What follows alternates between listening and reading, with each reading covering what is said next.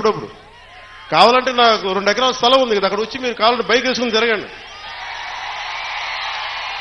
కావాలంటే మీకు కావాలి ఒక మడ్ రేస్ పెడతాను అక్కడ, ఓ బైక్ రేస్ పెడతాం. మీరు కొంచెం అక్కడ ఆడుకుని దెబ్బలు తగలకుండా హెల్మెట్లు బాడీ ఆర్మర్ ఇచ్చి మీరు తిరగండి. మీరు బాగుండాలనే కదా మేము అందరం చేసేది.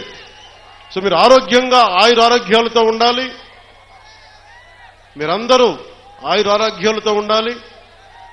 చిన్నపిల్లలందరికీ ఉన్నతమైన జీవితం ఉండాలి. వచ్చే తరం కోసం పనిచేస్తున్నాం. అలాగే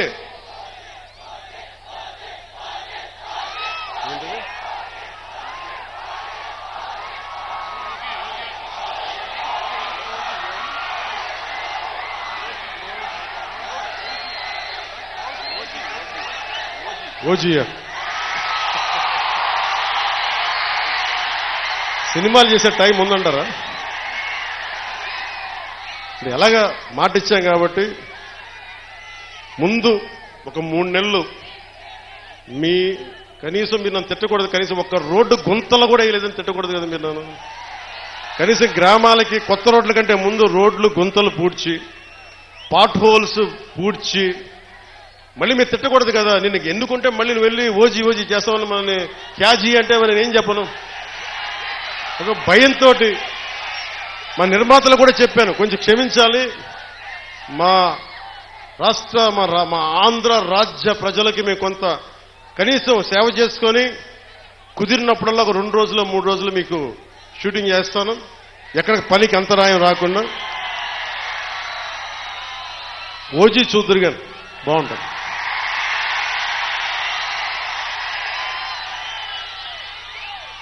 అలాగే మీరు చెప్తున్నారు, దయచేసి మీరు మనం గెలిచాం కదా అని చెప్పి గత ప్రభుత్వ నాయకుల్ని కానీ వారి కార్యకర్తల్ని కానీ దయచేసి దాడులు కానీ ఇవన్నీ చేయకండి, వారిని హింసించకండి. కనీసం సోషల్ మీడియాలో పోస్టులు కూడా పెట్టకండి. వాళ్ళు చేసిన తప్పు మనం చేయదు ఎవరిని. ఎందుకంటే మరీ చట్టాలని అధిగమించి కొంతమంది చేసి ఉండొచ్చు. అది పెద్దలు పివి నరసింహారావు గారు చేసినట్టుగా చట్టం తన పని చేసుకుపోతుంది. అందుకని మనం మటుకు దయచేసి ఎవరిని కక్ష సాధింపు చర్యలకి తీసుకురాకండి, అది మనకి మంచిది కాదు, మనం చేయొద్దు. అందుకని మీ అందరికీ సర్వం ఇప్పుడు సుఖం కలగాలి, మీరందరూ క్షేమంగా ఇంటికి వెళ్ళాలి. నాకంటే వయసులో ఉన్న మీ ఇంట్లో ఉన్న పెద్దలందరికీ నా పాదాభివందనాలు తెలియజేయండి. మా జనసేన